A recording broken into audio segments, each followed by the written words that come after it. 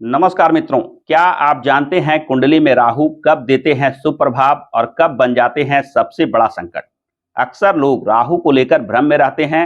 राहु कब शुभ प्रभाव देते हैं और कब अशुभ प्रभाव देते हैं, इसको लेकर कंफ्यूजन रहता है।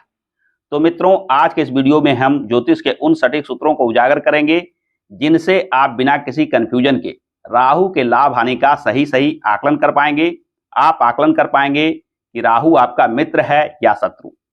तो मित्रों, राहु का प्रभाव कुंडली में मुख्यतः 3 बातों पर निर्भर करता है।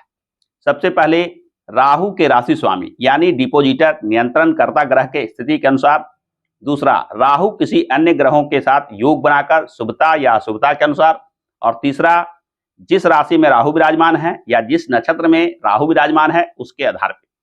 यानी आज के इस वीडियो में हम इन 3 पॉइंट को एक एक कर जानेंगे। राहु के नियंत्रणकर्ता ग्रह कैसे राहु को प्रभावित करता है। दूसरी बात हम जानेंगे, राहु और कोई ग्रह का योग बन रहा हो तो राहु कहाँ शुभ होते हैं। और तीसरी चीज जानेंगे, राहु जिस नक्षत्र में है, जिस राशि में है, उसके आधार पे कहाँ शुभ और कहाँ अशुभ प्रभाव देते हैं। तो आइए वीडियो को प्रारंभ करते हैं। सबसे पहले हम जानते हैं राहु के सामान्य परिचय को। राहु के सामान्य परिचय की बात की जाए, राहु के प्रभाव की बात की जाए, कारकत्व की बात की जाए तो राहु भ्रम, अज्ञात भय, विदेश और क्रांति जैसे चीजों के कारक ग्रह माने जाते हैं।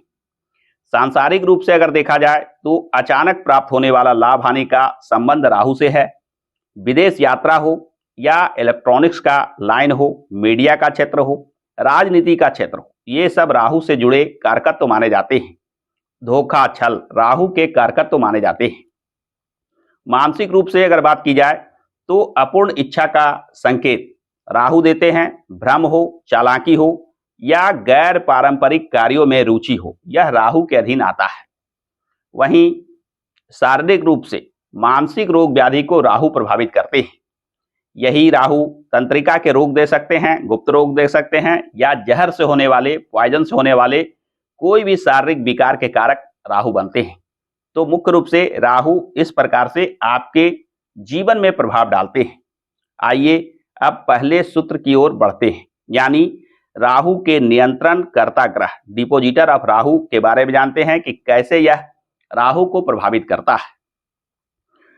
राहु का नियंत्रण करता या डिपोजिटर किसे कहते हैं? जन्म पत्रिका में यह जो 12 भाव बने होते हैं, इसमें कहीं भी राहु विराजमान हो सकते हैं। जहां राहु विराजित हैं उस भाव में कौन सा अंक लिखा है, उस अंक को देखें। यह अंक राशि का संकेत देता है।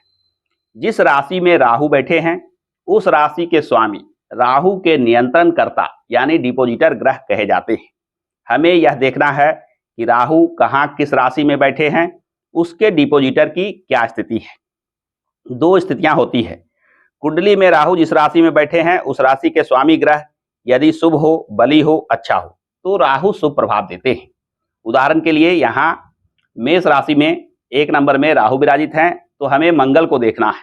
अगर मंगल कुंडली में बली हैं, शुभ हैं या अच्छा हैं, जैसे मंगल अपने राशि का 1 नंबर या 8 नंबर का होकर कुंडली में कहीं विराजित हो या मंगल उच्च का यानी 10 नंबर का होकर कहीं विराजित हो, तो यह मंगल बली और अच्छा माना जाता है। ऐसे स्थिति में राहु भी आपको शुभ फल देंगे। दूसरी स्थिति बनती है इसके विपरीत, यानी राहु के जो नियंत्रण करता ग्रह हैं उनकी स्थिति ठीक ना हो, यानी वो अशुभ हो रहे हो, निर्बल हो रहे हो या पीड़ित हो रहे हो।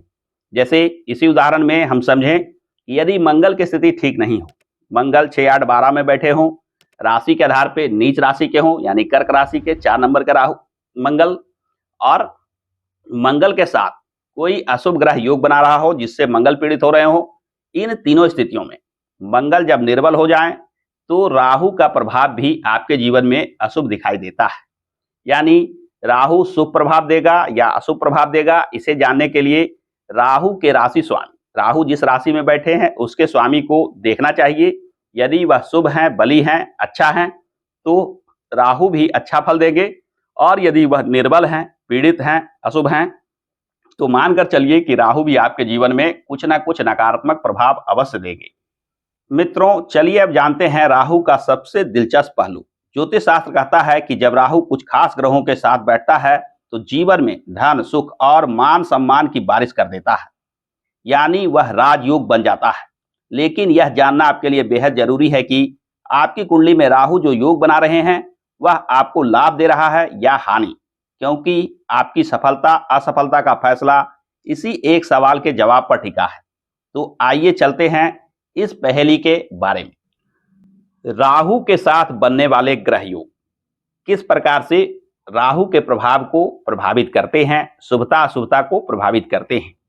सबसे पहले कुंडली के केंद्र भाव यानी 1, 4, 7, 10 के स्वामी के साथ अगर राहु विराजित हो, यानी पहला, चौथा, 7वां, 10वां भाव को देखना है। कुंडली में कोई भी अंक लिखा हो सकता है। यहाँ उदाहरण में मेष लग्न की कुंडली है, अतः यहाँ 1, 4, 7 और 10 का अंक आ रहा है। 2 का अंक रहेगा तो ये सारे अंक बदल जाएंगे।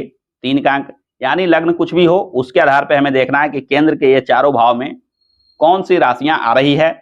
उसके स्वामी के साथ यदि राहु विराजित हो, राशि और उसके स्वामी का चार्ट मैंने यहां बना रखा है, आप भी मिलान कर देखें कि केंद्र भाव के स्वामी कौन से ग्रह बन रहे हैं। यदि उसके साथ राहु विराजित हो तो जन्म पत्रिका में राहु शुभ योग बनाते हैं, यानी शुभ फल आपको विशेष रूप से देते हैं।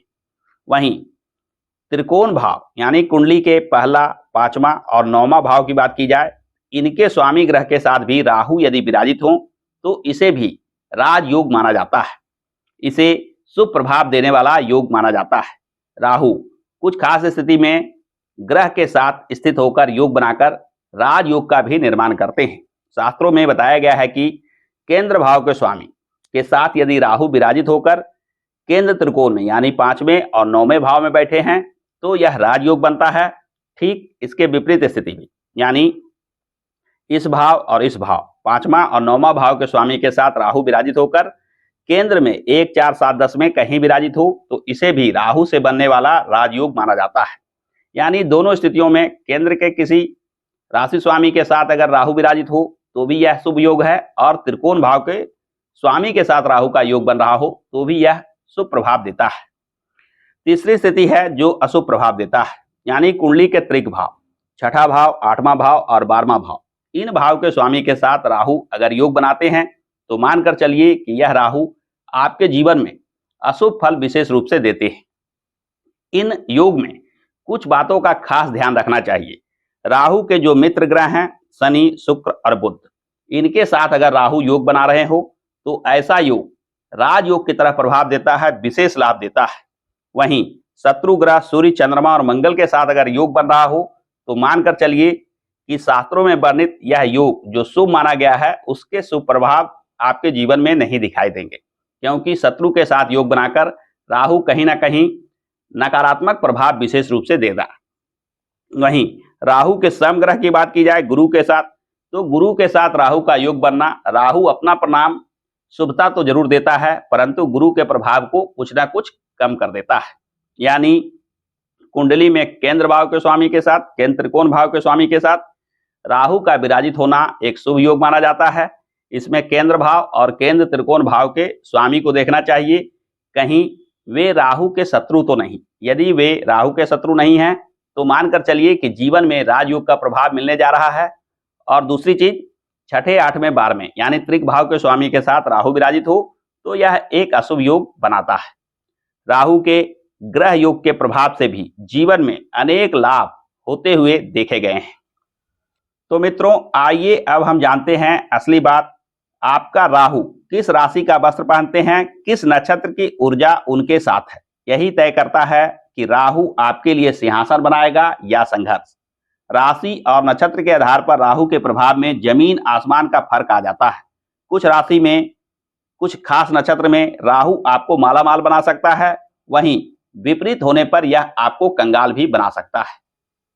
राहु राशि और नक्षत्र के आधार पर कैसे प्रभाव डालता है, आइए एक एक कर देखते हैं।